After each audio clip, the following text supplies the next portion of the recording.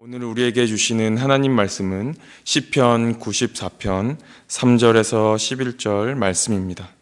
여호와여, 악인이 언제까지 개가를 부르리이까? 그들이 마구 짓거리며 오만하게 떠들며 죄악을 행하는 자들이 다 자만하나이다. 여호와여, 그들이 주의 백성을 짓밟으며 주의 소유를 공고하게 하며 과부와 나그네를 죽이며 고아들을 살해하며 말하기를 여호와가 보지 못하며 야곱의 하나님이 알아차리지 못하리이다 하나이다. 백성 중에 어리석은 자들아, 너희는 생각하라. 무지한 자들아, 너희가 언제나 지혜로울까? 귀를 지으신 이가 듣지 아니하시랴? 눈을 만드신 이가 보지 아니하시랴? 뭇 백성을 징벌하시는 이, 곧 지식으로 사람을 교훈하시는 이가 징벌하지 아니하시랴? 여호와께서는 사람의 생각이 허무함을 아시느니라. 아멘. 오늘의 본문인 시편 94편은 정의보다 불의가 앞서고 악인보다는 의인이 많으며 자신의 이익과 유익을 위해서라면 거짓과 뻔뻔한 뿐만 아니라 심지어 과부와 나그네와 고아와 같은 악한 사람들마저 짓밟는 악인들이 떵떵거리며 사는 시대에 중심에 살고 있습니다. 자신으로 인한 다른 사람의 고통과 눈물을 가볍게 여기는 악인들, 물질과 권력을 앞세워 타인을 희생시켜가며 자신의 삶을 기름지게 하는 악인들, 그들이 그러한 삶을 선택하며 살 수밖에 없는 이유는 무지인 결과로 하나님께서 그들의 언행과 삶을 모른다고 생각하기 때문입니다. 그러나 시인은 결국 그러한 자들이 하나님에 의해서 반드시 심판을 당할 것임을 선포하고 있습니다.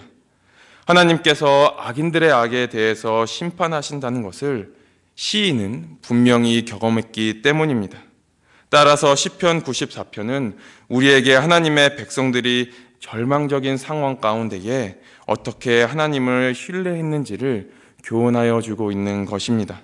이 시간 말씀을 통하여 우리에게 교훈하여 주시는 것이 무엇인지 함께 살펴보기를 원합니다. 첫째는 우리는 하나님의 오래 참으심을 악의 기회로 삼으면 안 된다는 것입니다. 4절에서 6절을 보시면 시인은 악인들의 만행을 고발하고 있습니다. 본절에서 시인이 말하는 악인들의 악행을 보면 오만한 말을 자만하는 것, 주의 백성을 짓밟으려 하고 주의 소유를 공고케 하는 것, 그리고 과부와 나그네와 고아들을 살해하는 것 등입니다. 그렇다면 악인들이 이러한 악들을 거침없이 행할 수 있는 이유는 무엇이겠습니까? 그들의 본성이 다른 사람들에 비해서 악하기 때문입니까? 그렇지 않습니다. 사람의 본성은 누구나 다 똑같습니다. 사람은 누구나 죄의 본성을 가지고 태어납니다. 그러나 그러한 사람들 중에서도 악을 행하기에 거리낌이 없는 사람이 있는가 하면 악을 행하기에 두려워하는 사람이 있습니다. 성도 여러분, 그러한 차이가 과연 어디에서 나겠습니까? 그것은 하나님의 존재를 어떻게 인식하느냐에 따른 차이에 달려 있습니다. 하나님이 살아계시며 또한 인간의 모든 행위를 감찰하실 뿐만 아니라 공의로우셔서 인간을 그 행위대로 보응하시는 분이라는 것을 아는 사람은 감히 악을 행할 수 없습니다. 물론 사람은 누구나 죄의 본성을 지니고 태어나기 때문에 하나님에 대하여 바르게 인식하고 있을지라도 죄로부터 완전히 자유할 수는 없습니다. 반면 하나님의 존재를 부인하거나 비록 하나님이 계시다고 해도 인간의 행위를 보지 못한다고 생각하는 사람은 악을 행하는 데에 두려워하지 않습니다. 특히 그러한 사람들이 다른 사람 위에 군림하는 권력자라면 악을 행하는 것에 더더욱 두려움이 없습니다. 오히려 그들은 악을 행하는 데에 거침없이 행합니다. 그런데 악인들이 이처럼 하나님의 존재를 무시하며 악을 거침없이 행하는 까닭은 무엇이겠습니까? 그것은 악인들에 대한 하나님의 공의의 심판이 즉각적으로 임하지 않기 때문입니다. 3절을 보시면 시인은 여호와여, 악인이 언제까지 개가를 부르리이까? 라고 탄원하고 있습니다. 시인의 이 탄원이 암시하는 것과 같이 악인들의 악행이 거듭되고 있음에도 불구하고 하나님의 심판은 그들에게 임하고 있지 않습니다. 사랑하는 성도 여러분, 악인들에게 즉각적인 보응이 임하지 않는 것은 하나님께서 존재하지 않기 때문이거나 그들의 행위를 보지 못하시지 않기 때문이 아닙니다. 악인들의 악행에도 불구하고 그들에게 즉각적인 보응이 임하지 않는 것은 바로 하나님의 사랑 때문입니다. 즉 하나님은 악인이라도 그들이 멸망하는 것을 조금도 기뻐하시지 않기 때문에 그들에게 자비를 천년을 하루같이 오래 참으시는 것입니다. 하지만 악인들은 이러한 하나님의 자비하심을 모르고 혹은 멸시하고 하나님의 오래 참으심을 도리어 행악의 기회로 삼아 거침없이 악을 행하는 것입니다. 성도 여러분, 이들이 과연 하나님의 심판을 피할 수 있겠습니까? 하나님의 자비하심과 오래 참으심을 회개의 기회로 삼지 않고 도리어 악의 기회로 삼는 자들을 하나님의 진노를 그들의 머리 위에서 과연 벗어나게 할 수 있겠습니까? 그렇지 않습니다. 결국 회개치 아니하면 하나님의 결정적인 심판의 날에 하나님의 심판을 그들은 절대 피할 수 없습니다. 그러므로 시인은 8절에서 11절에 이렇게 경고하고 있습니다. 백성 중에 어리석은 자들아, 너희는 생각하라. 무지한 자들아, 너희가 언제나 지혜로울까?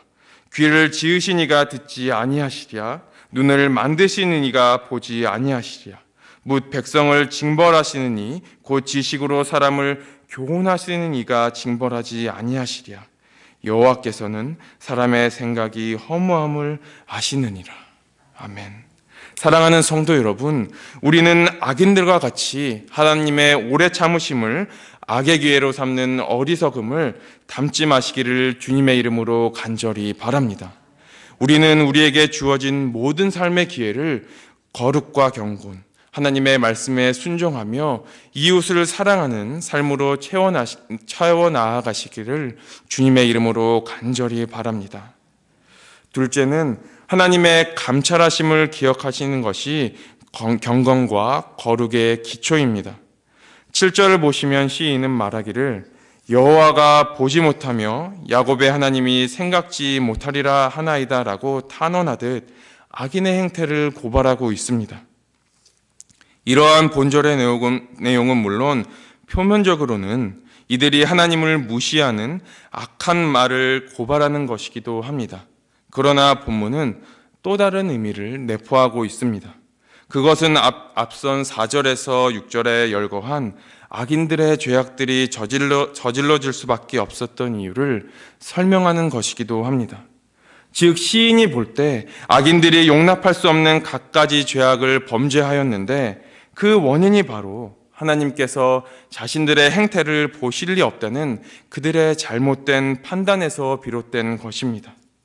성도 여러분, 사람은 누구나 사람들이 보는 앞에서 범죄를 저지르지 않습니다. 예를 들어 한산한 길에서 운전자가 과속을 한다 할지라도 속도 위반 카메라를 발견하게 되면 급격하게 속도를 줄이는 것이 보통입니다. 아무리 신호 위반을 일삼는 운전자라도 경찰이 서 있는 곳에서까지 동일한 잘못을 범하지 않습니다. 이는 영적인 삶과 관련해서도 동일하게 적용할 수 있습니다. 하나님께서 계시지 않는다는 생각을 가져보시기를 바랍니다. 하나님을 경외치 않는 사람은 자신들이 가진 힘, 자신들이 가진 모든 지식을 동원하여 죄악을 도모하고 거리낌 없이 자신들의 탐욕을 충족시키려 할 것입니다. 하지만 정반대로 하나님이 살아계시며 자신의 삶을 지켜보신다는 확고한 인식을 가져보시기를 바랍니다. 죄를 함부로 지을 수 있겠습니까? 함부로 죄를 짓는 것은 고사하고 은밀하게 아무도 모르게 지을 수 있는 죄악조차 지울 수 없습니다. 그 대표적인 신뢰를 요셉에게서 찾을 수 있습니다. 요셉은 이집트로 끌려가 시위대장 보디발의 집에서 가정총무로 일했을 때에 보디발의 아내가 요셉을 유혹했습니다. 하지만 요셉은 하나님께서 자신을 보고 계심을 확신하였기에 그녀와의 간음을 저지르는 것을 큰 죄라고 칭하며 악에서 빠져나올 수 있었습니다. 이것은 우리 역시도 마찬가지입니다. 하나님이 우리의 삶을 지켜보고 계심을 확신하며 우리의 삶을 살아갈 때에 우리는 죄를 멀리할 수 있으며 거룩과 경건을 지킬 수 있는 것입니다. 성도 여러분, 우리 개혁교회 성도들이 잊지 말아야 할 문구가 하나 있습니다. 그것은 바로 코람데오, 하나님 앞에서라는 문구입니다. 이것은 종교개혁자들이 종교개혁과 관련해 내건 행동 강령이라 할 수 있습니다. 당시 종교개혁자들이 신앙개혁을 요구하며 카톨릭과 맞섰던 것은 카톨릭의 잘못된 가르침, 즉 성경에서 어긋난 가르침 때문만이 아니었습니다. 그들이 종교개혁을 감행한 또 다른 이유는 당시 카톨릭 지도자들의 부도덕과 타락의 모습 때문이었습니다. 즉 교리만이 아니라 삶의 개혁을 부르짖었던 것입니다. 이러한 종교개혁자들의 정신과 삶은 오늘을 살고 있는 우리도 바로 계승해야 합니다.